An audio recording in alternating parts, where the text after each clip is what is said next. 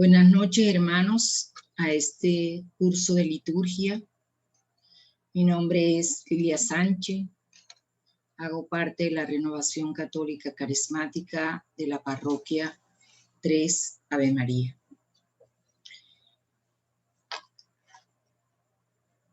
Vamos a colocarnos ante la presencia del Señor, en el nombre del Padre, del Hijo y del Espíritu Santo. Amén.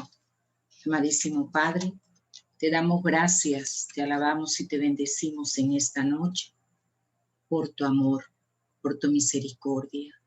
Y queremos suplicarte, Señor, que nos des una nueva unción de tu Santo Espíritu para que cada palabra que se pronuncie en este momento sea para tu gloria y para tu honra. Señor, permite que día a día podamos nosotros ir mejorando en nuestro servicio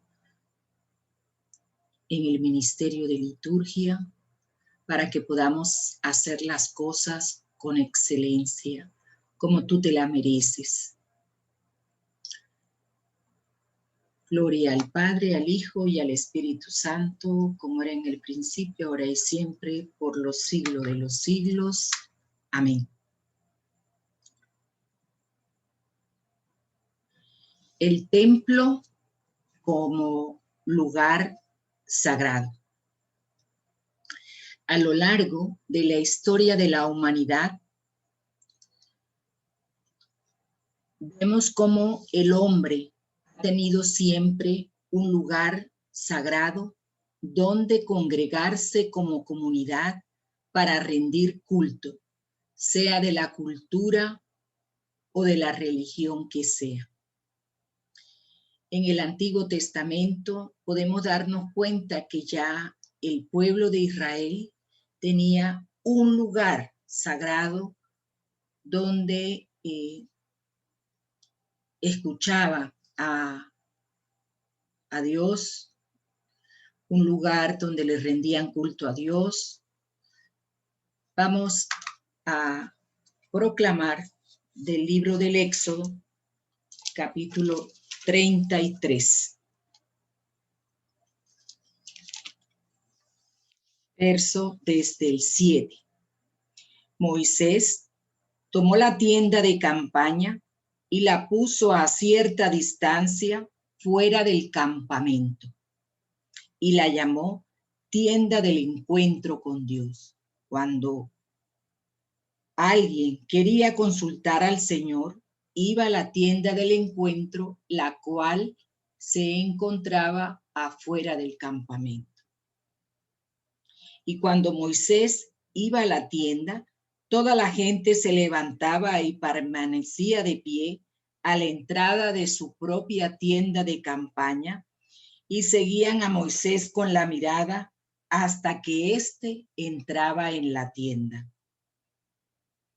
Cuando Moisés entraba en ella, la columna de nube bajaba y se detenía a la entrada de la tienda, mientras el Señor hablaba con Moisés.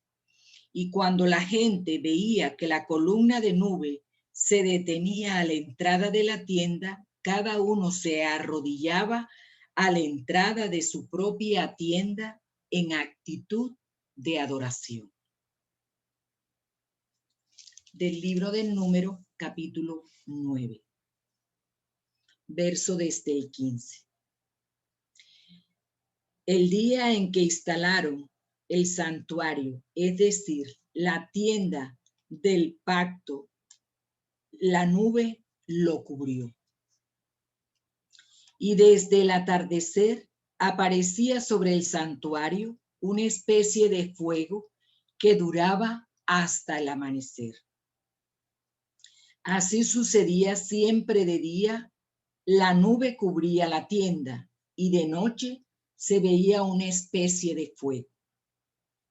Cuando la nube se levantaba encima de la tienda, los israelitas se ponían en camino y en el lugar donde la nube se detenía, allí acampaban. Palabra de Dios. Te alabamos, Señor. Vemos aquí, en estas dos palabras que acabamos de proclamar, que ya el pueblo tenía un lugar sagrado y era el lugar de la tienda del encuentro con Dios. Y vemos cómo se revelaba la presencia de Dios bajo el signo de la nube y bajo el signo del fuego. De día la nube y de noche el fuego. Y cuando la nube se detenía en la entrada de la tienda, todos se arrodillaban en una actitud de adoración.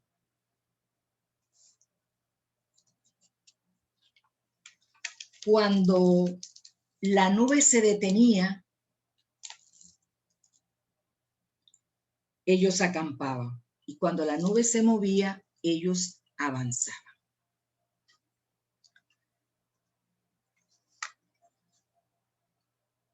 Los templos, la tranquilidad de los templos revelan poderosamente que el Señor está ahí y que nos está esperando.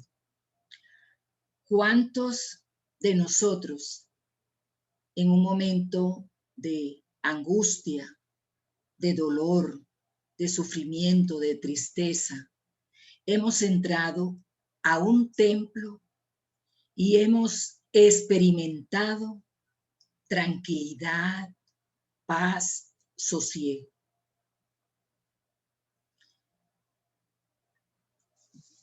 En el Antiguo Testamento, la gloria del Señor se revelaba en esos lugares sagrados.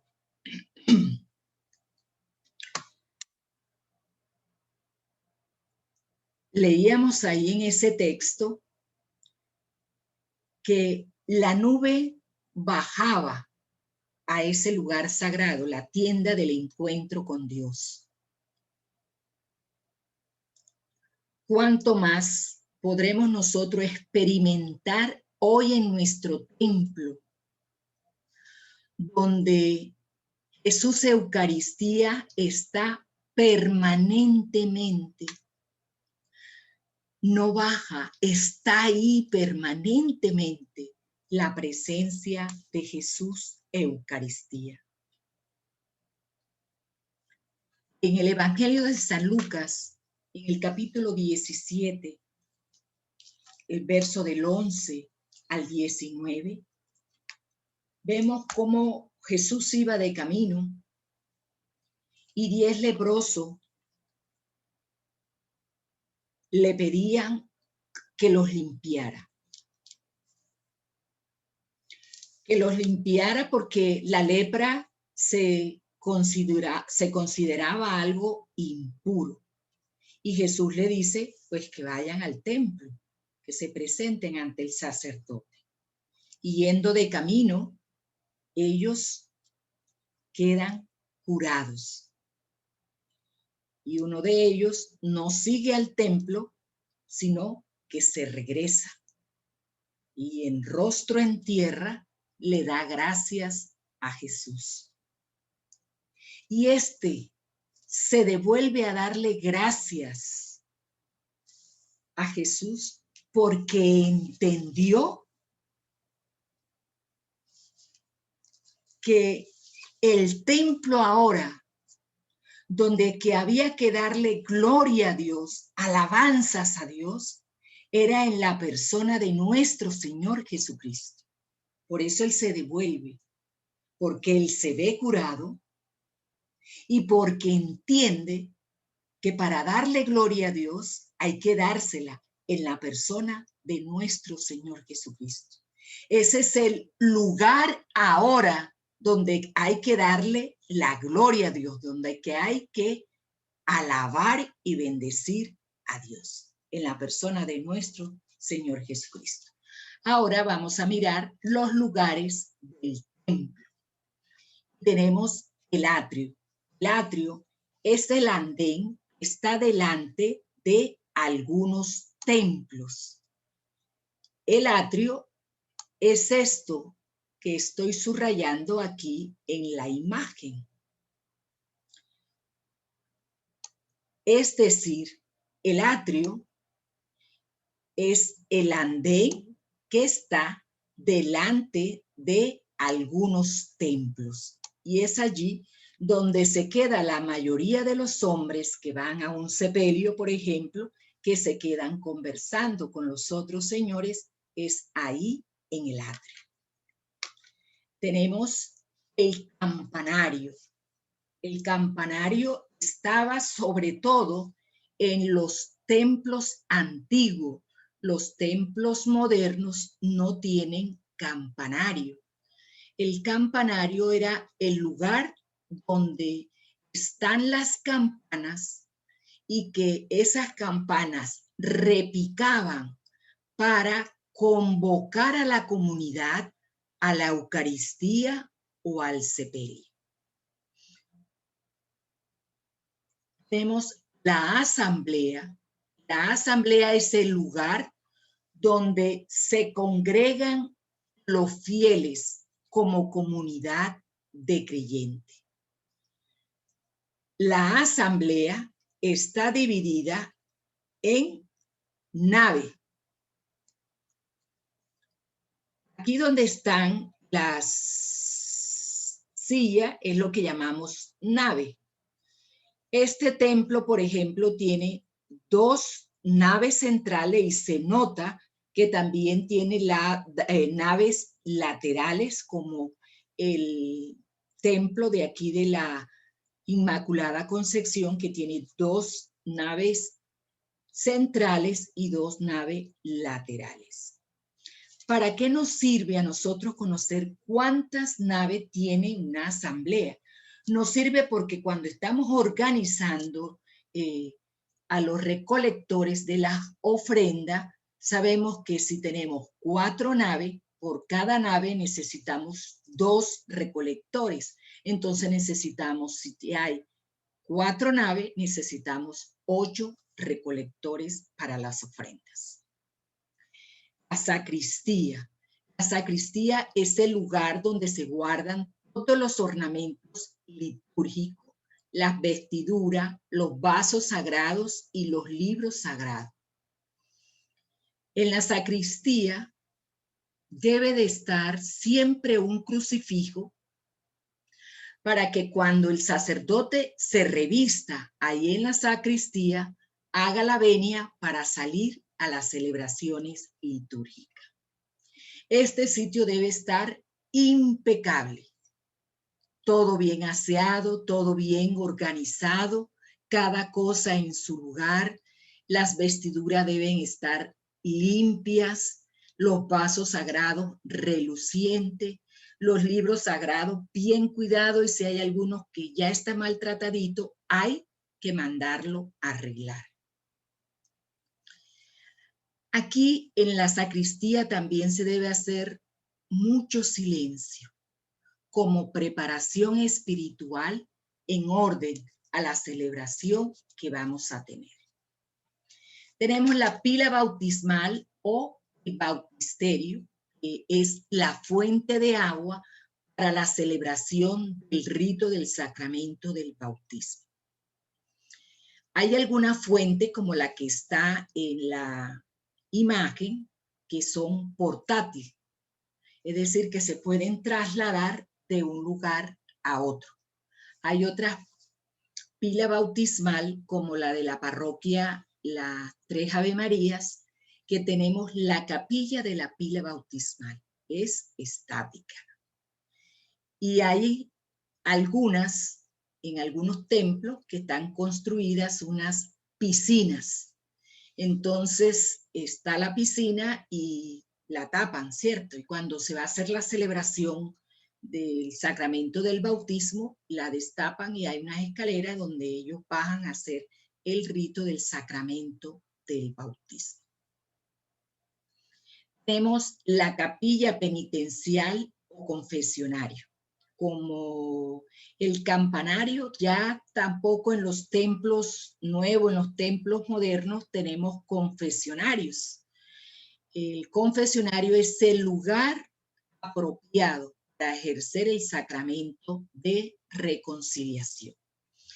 También hay algunos confesionarios que son portátiles, es decir, los podemos mover de un lugar a otro, como el de la parroquia La Inmaculada Concepción, y tenemos el de la parroquia Tres Ave María, que es fijo.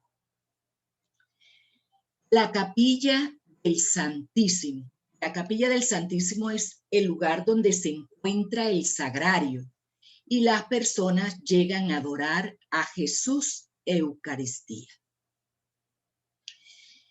En algunos templos no hay capillas del Santísimo, sino que tienen el sagrario ahí, en el templo como tal. Pero en la gran mayoría ahora de los templos nuevos, inclusive, hay la capilla del Santísimo, que es un lugar donde se debe hacer mucho silencio porque la gente va a dialogar, va a hablar con Jesús Eucaristía, pero también va a escucharlo, por lo tanto se debe hacer mucho silencio.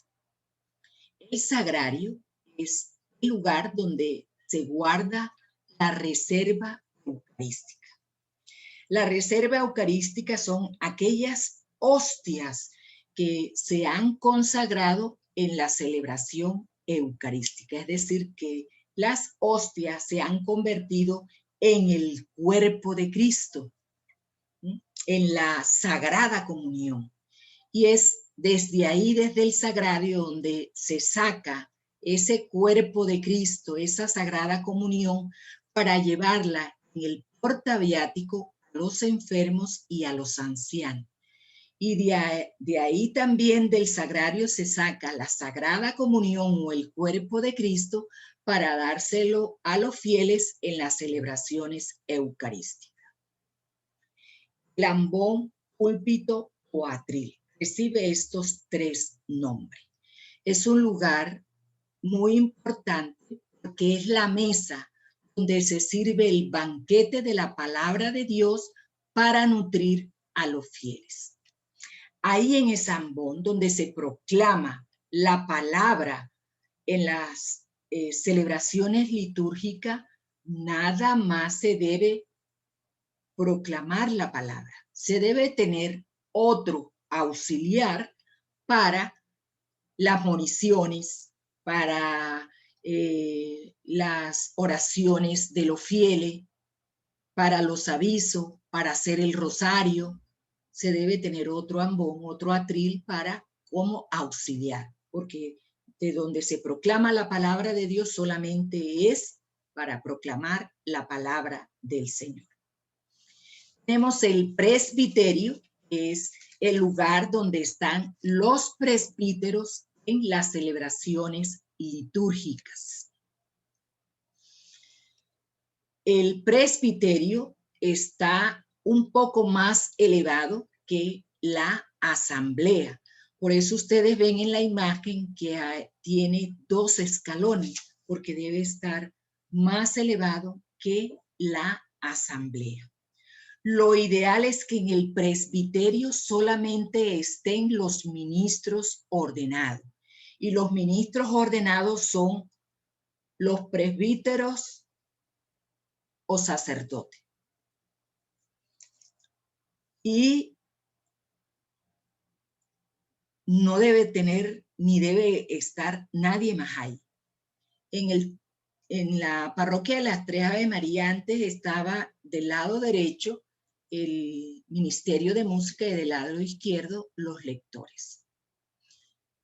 Luego se hizo el cambio de pasar el Ministerio de Música para atrás y los lectores solamente suben al presbiterio en el momento que van a proclamar la lectura y terminada la proclamación, ellos bajan.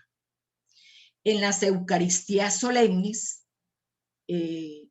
se le reservan las primeras bancas a los lectores y a los ministros de comunión, para que el presbiterio solo estén los ministros ordenados.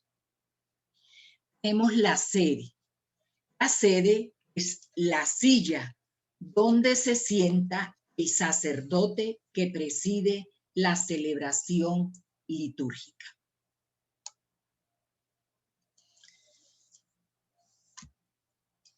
La sede es el lugar del que enseña, es el lugar del que tiene la autoridad de Cristo. Cuando el señor obispo preside la Eucaristía en la catedral, él las oraciones y la homilía la hace desde la cátedra, es decir, desde la silla del lugar del que enseña.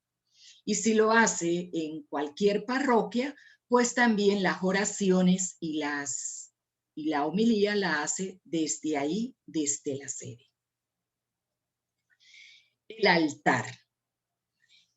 Anteriormente, el altar era donde se hacían las ofrendas y el sacrificio a Yahvé. El altar es el lugar más importante porque en él se realiza el sacrificio de la cruz bajo los signos sacramentales. Por eso el Concilio Vaticano II nos dice que la Eucaristía es el culmen de la vida cristiana, porque en la Eucaristía se celebra el sacrificio de la cruz, siendo que en el Calvario fue congruente, es decir, con derramamiento de sangre. Y el sacrificio de la Eucaristía es incongruente, sin derramamiento de sangre, sino bajo los signos sacramentales, es decir, el pan y el vino, que por el poder y la gracia del Espíritu Santo se convierten en el cuerpo y en la sangre de Jesucristo. Además, la mesa, el altar es la mesa que congrega al pueblo de Dios para alimentarse, para nutrirse del cuerpo de nuestro Señor Jesucristo. El altar representa a Cristo. Por eso cuando el sacerdote llega al altar, lo primero que hace es que lo besa. Y si la Eucaristía es solemne, pues lo inciensa.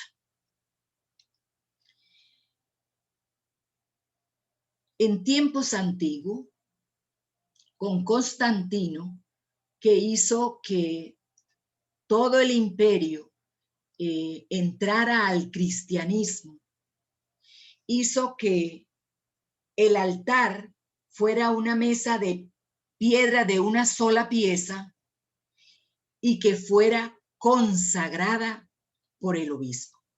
Por eso, cuando nosotros estamos en el templo y el altar ha sido consagrado por el obispo, yo le hago la venia.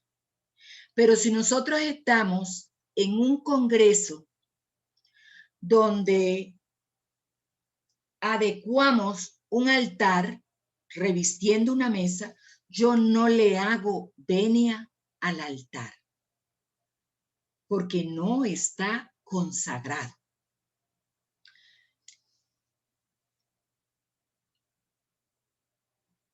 Además, podemos mirar que el altar de las tres Ave María, como el altar de la Catedral del Exiomo de Valledupar,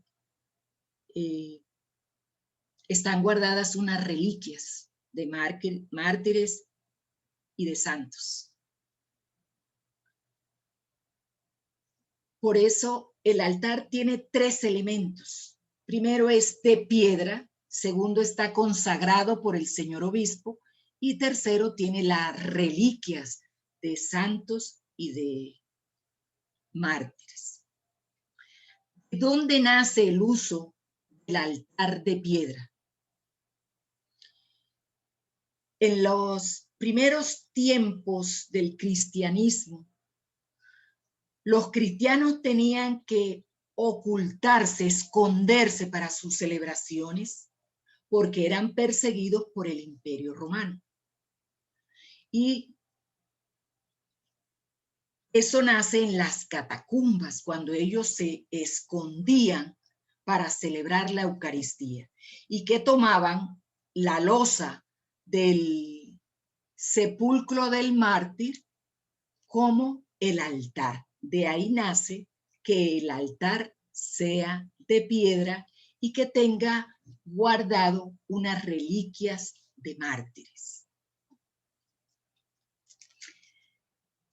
El altar es de piedra porque Cristo es la piedra angular. Nos dice la primera carta de Pedro en el capítulo 2, verso del 4 al 8. Acérquense, pues al Señor, la piedra viva que los hombres desecharon, pero que para Dios es una piedra escogida y de mucho valor. De esta manera Dios hará de ustedes como de piedras vivas un templo espiritual, un sacerdocio santo, por medio de Jesucristo ofrezca sacrificios espirituales agradables a Dios. Por eso también dice la Escritura: yo pongo en Sión una piedra que es piedra principal, escogida y muy valiosa. El que confíe en ella no quedará defraudado. Para ustedes que creen, esa piedra es de mucho valor, pero para los que no creen, se cumple lo que dice la Escritura: la piedra que los constructores despreciaron se ha convertido en la piedra principal. Y también esto otro, una roca, una piedra con la cual tropezarán. Entonces, por eso vemos que el altar representa a Cristo y el altar es de piedra. Ahora vamos a mirar los tiempos litúrgicos. La Iglesia Católica denomina año litúrgico aquel periodo o ciclo anual durante el cual se celebra la historia de la salvación hecha por Jesucristo. El año litúrgico está dividido en 5 tiempos: Adviento, Navidad, tiempo ordinario, Cuaresma y Pascua. ¿Cómo se divide el año litúrgico? El año litúrgico se divide en tiempos fuertes y tiempo ordinario. Los tiempos fuertes son Adviento, Navidad, Cuaresma y tiempo pascual. Y el tiempo ordinario, que se divide en 2 partes. Vamos a mirar cada uno de estos tiempos. El tiempo de Adviento es un tiempo de preparación que comprende desde el inicio del año litúrgico, es decir, el primer domingo de Adviento, hasta el 24 de diciembre.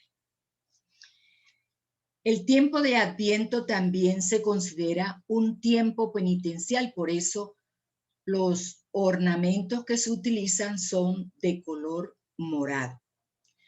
También es la espera del Señor, tanto de la primera venida, en el nacimiento del niño en Belén, como en la segunda venida, glorioso, triunfante, es lo que llamamos la parusía. Entonces, en Adviento nosotros esperamos la primera venida, el nacimiento en Belén, y la segunda venida, la parusía. Aquí, en el tiempo de Adviento, es es un tiempo en que se da toda una enseñanza sobre todo este tiempo de la preparación de la venida del Señor. Tenemos el tiempo de Navidad, es el tiempo en que celebramos la manifestación de Dios Padre en Jesús. En el tiempo de Navidad comprende esos tres acontecimientos en los cuales se manifiesta la encarnación de Jesús en el mundo, como son el nacimiento en el portal de Belén, la Epifanía, que es la celebración de los reyes, y el bautismo de Jesús. A los 8 días de la Navidad se celebra la fiesta de María, Madre de Dios, el 1 de enero. Y en la octava de Navidad, que va desde el 25 hasta el 1 de enero, se celebra la fiesta de la Sagrada Familia, que si la fiesta de María, Madre de Dios y Navidad cae domingo, ella se celebra el 30 de diciembre. Entonces, Navidad va desde el 25 de diciembre hasta el bautismo de Jesús. En este tiempo nosotros reflexionamos y recordamos la venida histórica de Jesús, fortaleciendo nuestra fe y nuestra esperanza en la segunda venida gloriosa al final de los tiempos. Se dice que Jesús nace el 25 de diciembre. Vamos a ver si es cierto o no es cierto. El calendario que nosotros manejamos surgió en el año 526. Y el Papa Juan Pablo I le pidió a un monje, Dionisio Exiguo, que le averiguara cuál era la fecha del nacimiento de Jesús y de la Pascua, porque la Pascua se celebraba según el calendario romano. Y bueno, el monje Dionisio se puso en la tarea y concluyó de que Jesús había nacido en el año 753 ad urbe candida, es decir, desde la fundación de Roma, porque el calendario partía desde la fundación de Roma. Pero a partir de la cristología, del estudio de la cristología, se dieron cuenta que Dionisio se había equivocado, porque Herodes el Grande, que era el que le había dicho a los Reyes Magos que cuando encontraran el niño vinieran a avisarle, pero ellos no volvieron, sino que se fueron por otro lado. Entonces, él mandó a matar a los niños de 2 años hacia abajo. Entonces, Herodes el Grande murió en el año 4 antes de Cristo. Es decir, en el año 750 de la fundación de Roma. Y si Dionisio había dicho que Jesús había nacido en el año 753 y Herodes el Grande murió en el año 750, es decir, ya tenía 3 años de muerto. Entonces, por eso se concluye que Dionisio se equivocó. Es decir, no se conoce ni el día ni el año del nacimiento de Jesús. Entonces, ¿por qué la iglesia dice que el 25 de diciembre? Porque el 25 de diciembre se celebraba en Roma una fiesta pagana que era del nacimiento del sol invicto, del sol que no acaba. Y por supuesto, los cristianos no participaban de esta fiesta, y para suplantar esta fiesta, entonces ellos crearon el nacimiento del sol que nace de lo alto y que viene a iluminar a todos los que viven en tinieblas. Entonces, el nacimiento de Jesús se quedó por eso el 25 de diciembre. Pero realmente no se conoce ni el día ni el año del nacimiento de Jesús. Y la iglesia ha tomado muchas fiestas y la ha convertido en fiestas cristianas. Por ejemplo, la fiesta de Pentecostés antes no era una fiesta cristiana, era una fiesta judía que celebraban la fiesta de las tiendas, de las primeras cosechas. Y bueno, después se convirtió en la fiesta de Pentecostés. Tenemos el tiempo ordinario. Terminado el tiempo de Navidad, comienza ese largo tiempo ordinario o tiempo que también se le llama tiempo durante el año, que dura 34 semanas.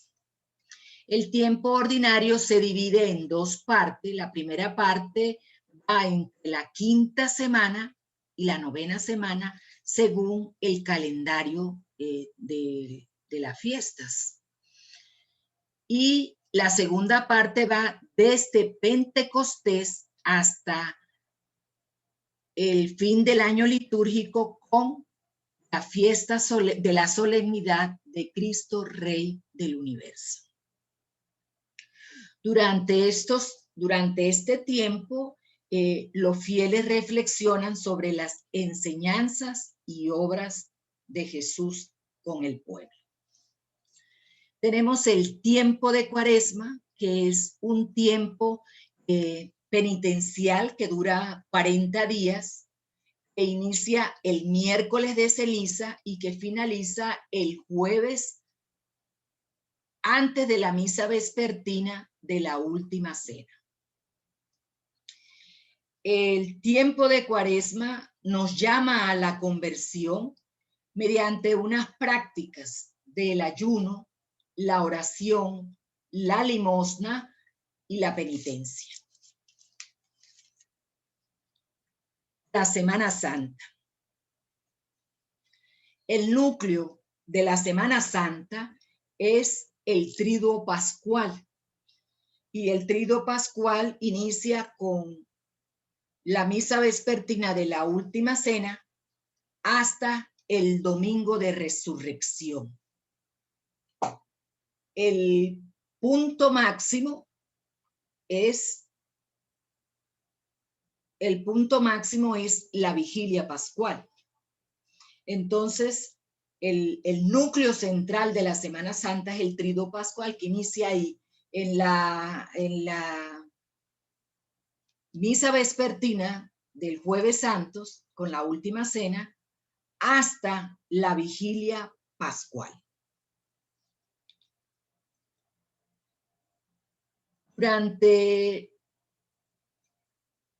La Semana Santa no se considera un tiempo litúrgico, pero es el centro, es el motor de todo el año litúrgico y de sus tiempos. ¿Qué celebramos en Semana Santa? Celebramos la pasión, muerte, resurrección de nuestro Señor Jesucristo. La Semana Santa comienza con el Domingo de Ramos y termina con el Domingo de Resurrección. El Domingo de Ramos. El último domingo de Cuaresma es el Domingo de Ramos. Aunque siendo Cuaresma no se utilizan los ornamentos de color morado, porque el Domingo de Ramos, en la Eucaristía se hace la proclamación de la pasión del Señor. Entonces los ornamentos son rojos, pero en el cuarto domingo de Cuaresma tenemos el Domingo de Ramos, porque la Cuaresma llega hasta el Jueves Santo ante la misa vespertina. Entonces, la celebración del Domingo de Ramos inicia con la bendición del domingo con la bendición de los ramos. Luego, del sitio donde se hace la bendición de los ramos, se va en procesión hasta el templo, donde continuamos con la Eucaristía, donde se lleva a cabo la pasión del Señor. Pues este año, el disposición del señor obispo, la celebración va a ser diferente debido a la pandemia.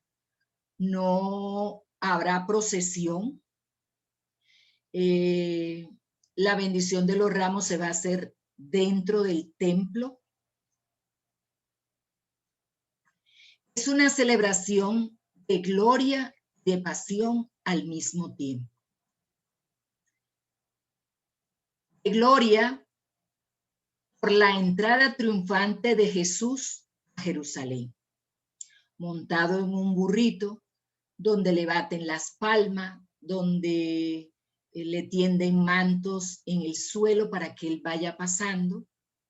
Inclusive lo quieren nombrar rey, lo aclaman como rey.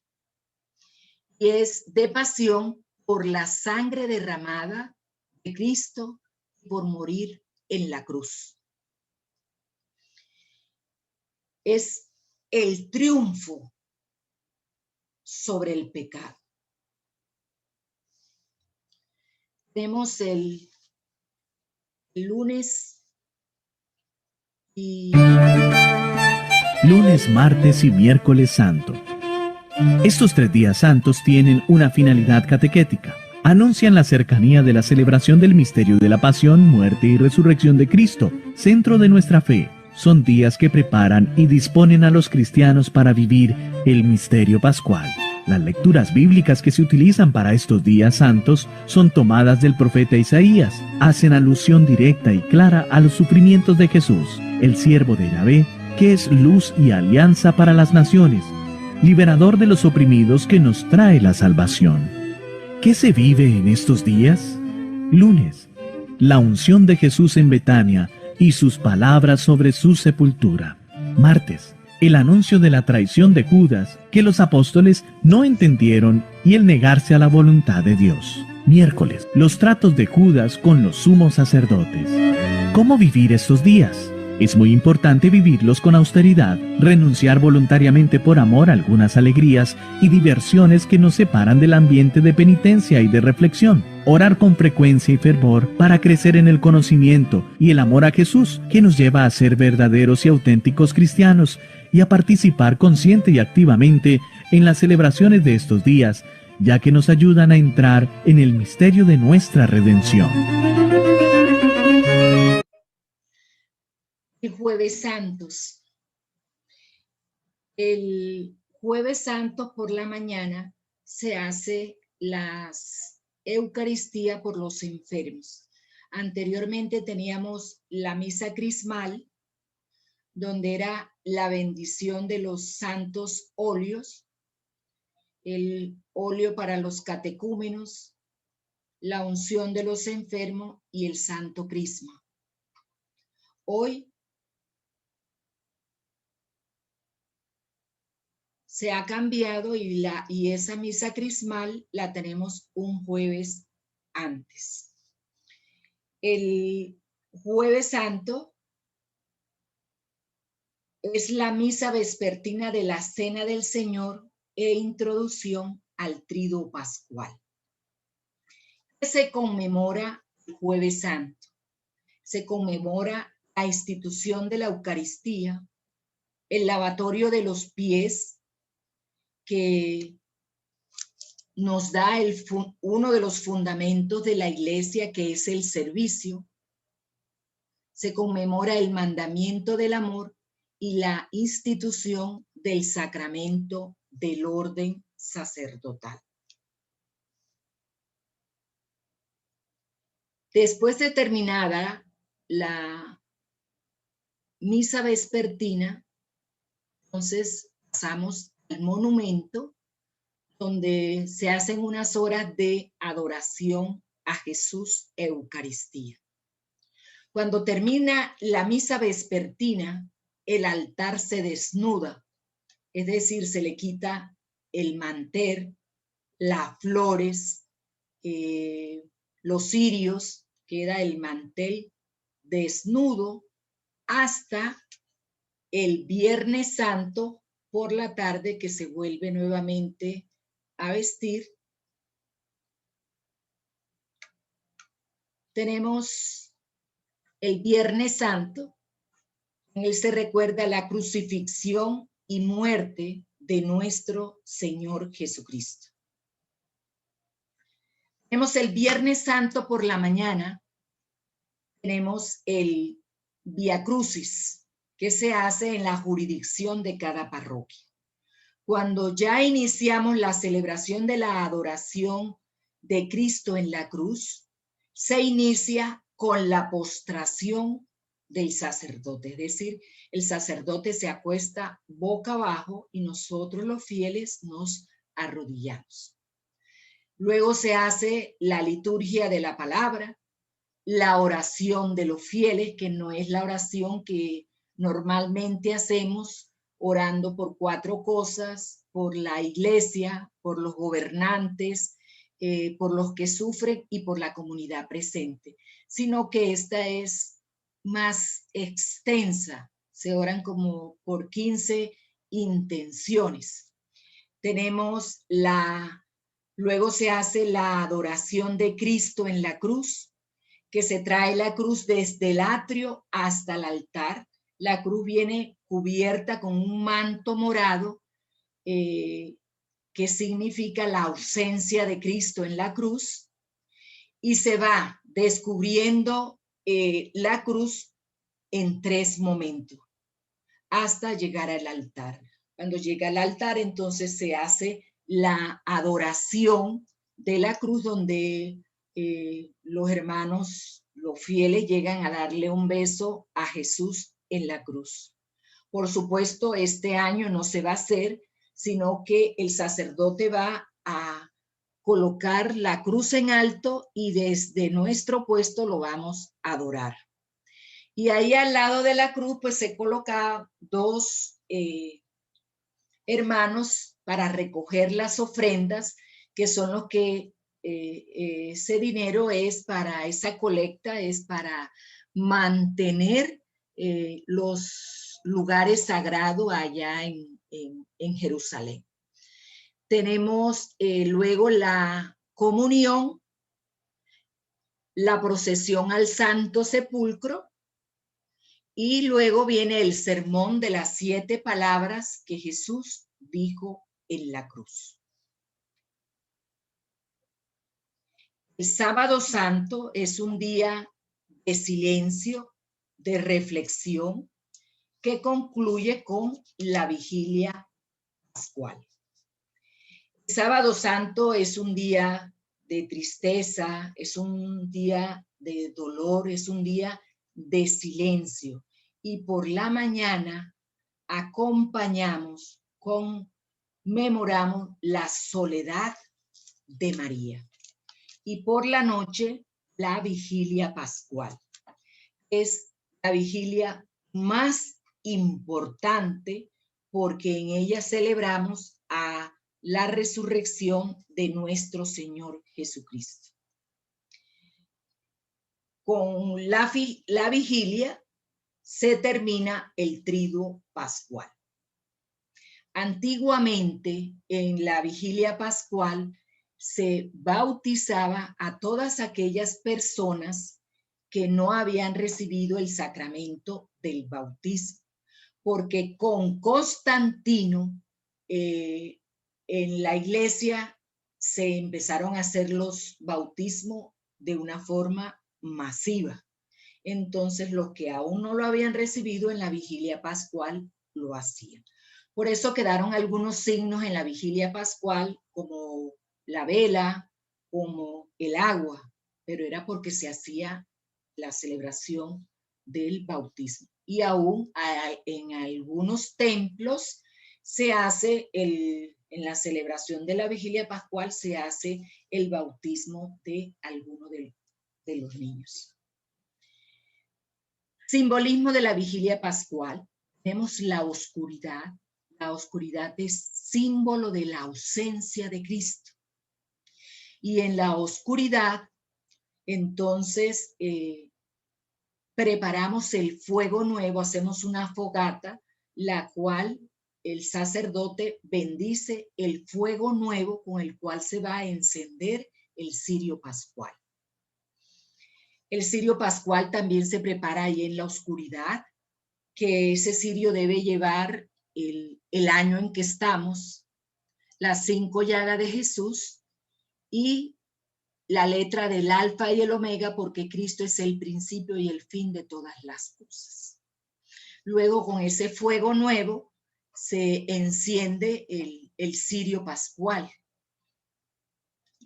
Y el cirio representa a Jesús resucitado, que es la luz del mundo y que nosotros también nos convertimos en luz del mundo. También otro signo, el agua y la Eucaristía. Entonces, iniciamos con la bendición del fuego. Con ese fuego nuevo, entonces hacemos la procesión con el cirio pascual, que este año la bendición del fuego nuevo se va a hacer en el atrio de los templos. No va a haber procesión con el cirio pascual con la gente, sino que la gente se va a encontrar en el templo y el sacerdote entra con el cirio pascual y cuando ya esté en el templo, que lo coloca en el portacirio, entonces es que del cirio pascual se encienden las luces de todos los fieles. Luego se canta el pregón pascual, la liturgia de la palabra, que este año normalmente son 7 lecturas que llevan cada una su salmo y la oración. Este año nada más se van a escoger 3 lecturas del Antiguo Testamento y 3 lecturas y se va a tener en cuenta el Evangelio y la carta a los romanos.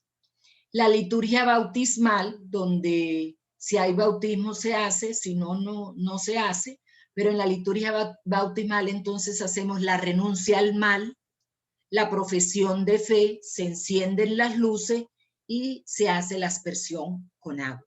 Y luego la liturgia eucarística y todos los ritos finales.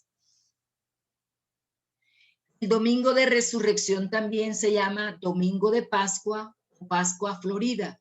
Por eso el domingo de resurrección uno dice felices Pascuas. La fiesta central del cristianismo porque nosotros celebramos la resurrección de nuestro Señor Jesucristo, que ha vencido la muerte. Tiempo pascual.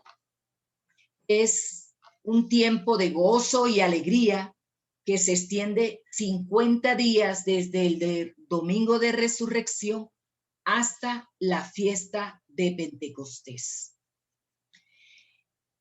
El tiempo pascual nos recuerda el tiempo que Jesús permaneció con sus apóstoles antes de subir al cielo, antes de la ascensión. Es decir, es ese tiempo de las apariciones del Señor resucitado. El signo del tiempo pascual es el cirio, que permanece encendido los 50 días en las celebraciones litúrgicas. Y el día de Pentecostés se apaga y solamente se volverá a encender para el rito del sacramento del bautismo. Entonces hemos hablado hasta ahorita del templo como lugar sagrado, las partes del templo, los tiempos litúrgicos y ahora vamos a mirar los ciclos litúrgicos. Nuestra Madre Iglesia ha querido que nosotros, sus hijos, nos nutramos de la palabra de Dios de modo que no nos falte el sustento necesario para nuestra vida. Muchos fieles leen la Biblia por su propia cuenta y eso es bueno y y muy provechoso, pero recordemos que el lugar privilegiado para escuchar la palabra de Dios es en los sacramentos, especialmente en la Eucaristía, porque en la Eucaristía tenemos los dos banquetes, la mesa de la palabra, el banquete de la palabra y el banquete de la Eucaristía.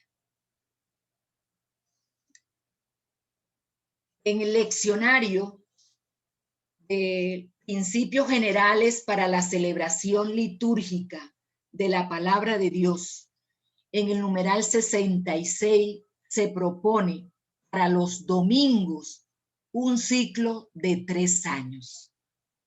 Vamos a mirar esa clasificación de las lecturas bíblicas.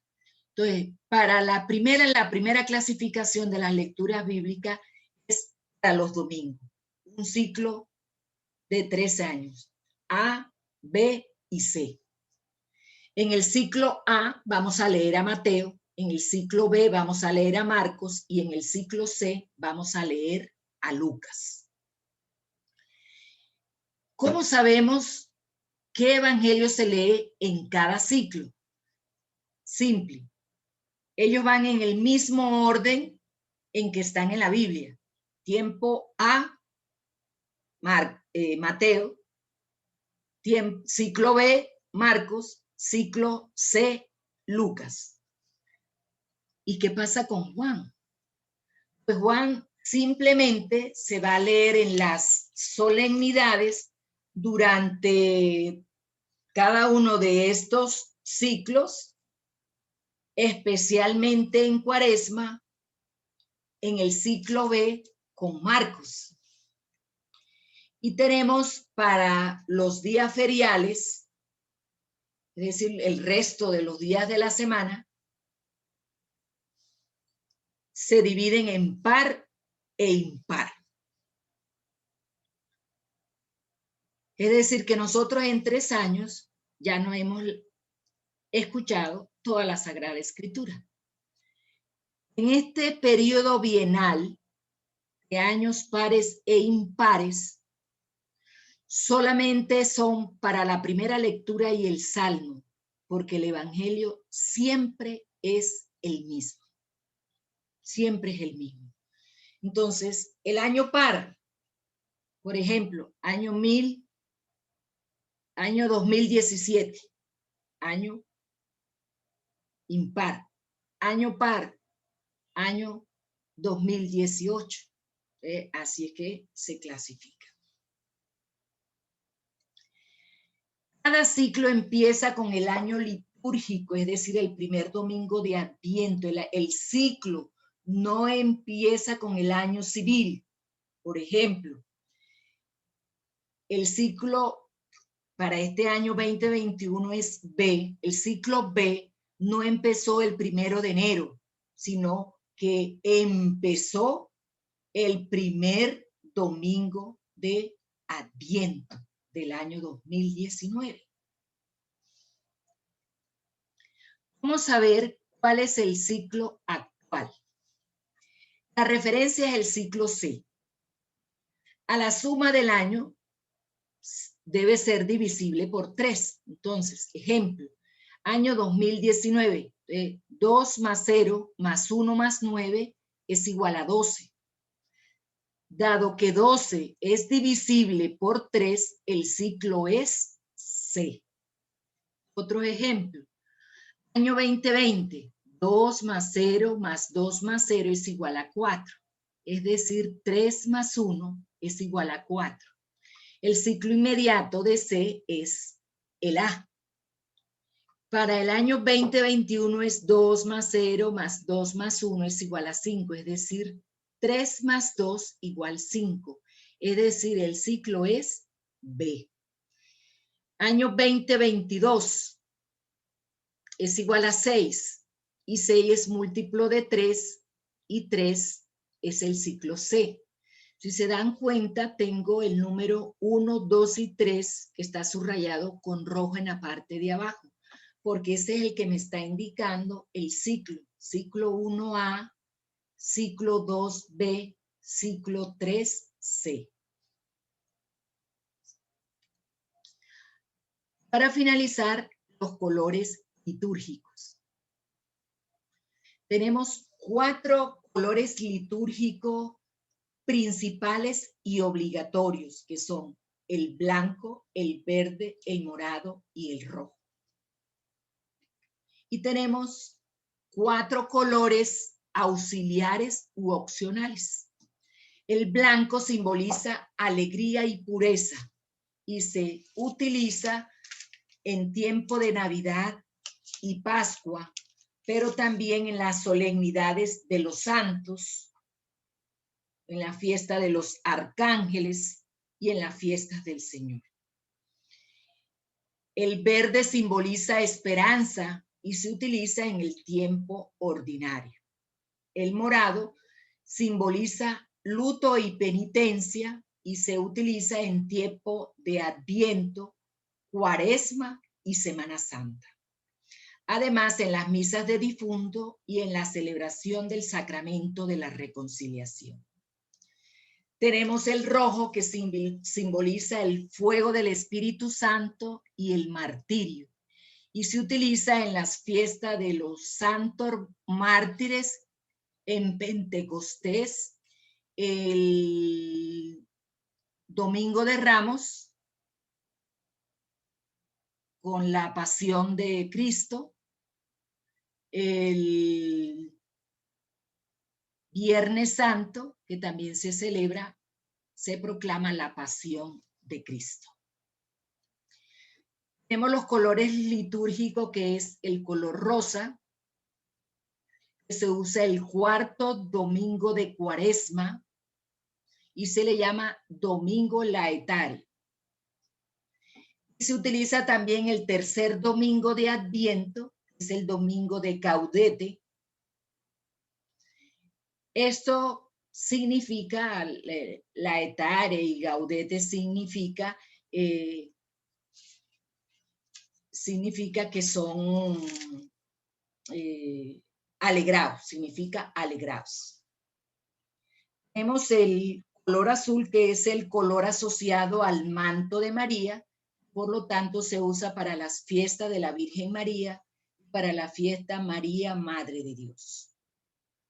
El negro, que es color de luto y se utiliza para las misas de difunto. El dorado o plateado, que no es un color litúrgico, pero que se puede utilizar para reemplazar el blanco en las Eucaristías solemnes. Vamos a darle gracias al Señor esta noche porque nos ha permitido culminar este momento de formación. Te damos gracias, Señor, te alabamos y te bendecimos en esta noche, porque eres tú, Señor, el que siempre sales a nuestro encuentro para que nosotros podamos seguir creciendo. Tú siempre sales a nuestro encuentro para formarnos, para que nosotros podamos seguir avanzando en nuestra vida espiritual, en nuestra vida humana, familiar, personal. Gracias, Señor, por esta noche. Gracias por tu amor, gracias por tu misericordia, gracias por la iglesia donde nos has llamado a servirte. Padre nuestro que estás en el cielo, santificado sea tu nombre. Venga a nosotros tu reino. Hágase tu voluntad en la tierra como en el cielo. Danos hoy nuestro pan de cada día. Perdona nuestras ofensas, como también nosotros perdonamos al que nos ofende. No nos dejes caer en tentación y líbranos del mal. Amén.